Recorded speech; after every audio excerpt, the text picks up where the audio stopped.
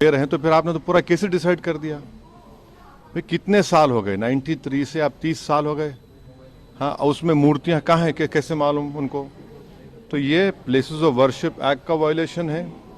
भाई 30 साल के बाद आप ये काम की इजाज़त दे रहे हैं, तो उनका तो एक काम था कि आप उनको 30 दिन का टाइम देते अपील के लिए।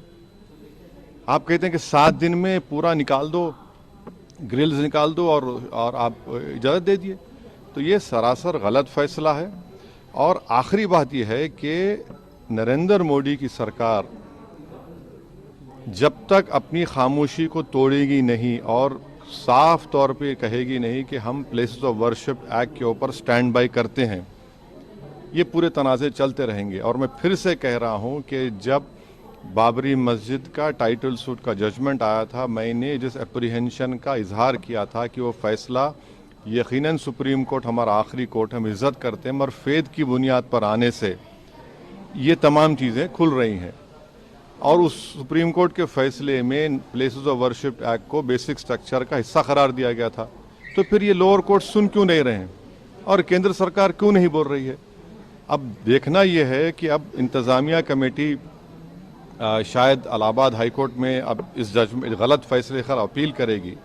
अब नहीं मालूम क्या फैसला आएगा, मगर 17 जनवरी को एक बात कहते हैं, फिर रिसीवर को बोलते हैं ये कर दो आप, आखिरी दिन आपका, खैर उनका इख्तियार है, उसको कोई रोक नहीं सकता। मैं आपके व्यूअर्स के समझने के लिए कह रहा हूँ। और प्लेस ऑफ वर्शिप एक्ट का मतलब क्या है? 30 साल से कुछ नहीं हो रहा है, आप उनको 30 दिन नहीं देते, ये चीज़ें हैं। सर लेकिन में जो ईडी कार्रवाई हो रही है उस पर क्या? नहीं अब अभी उस सर मेरा सवाल इससे जुड़ा हुआ है। हिंदू पक्ष के जो लॉयर है विष्णु शंकर जैन, उन्होंने ये कहा है कि हमारी बड़ी जीत है, आने वाले समय में अयोध्या जैसा ही जब आगे बहस होगी तो उसको लेकर अयोध्या जैसा ही परिणाम आएगा। हाँ, 6 दिसंबर दोबारा हो सकता है इस देश में। 6 दिसंबर दोबारा हो सकता है, क्यों नहीं हो सकता है भाई? 86 हुआ, फिर हो सकता है, जब जीबी पंत थे, दोबारा हो सकता है इस तरह। सर बिहार के सीमांचल में बस आप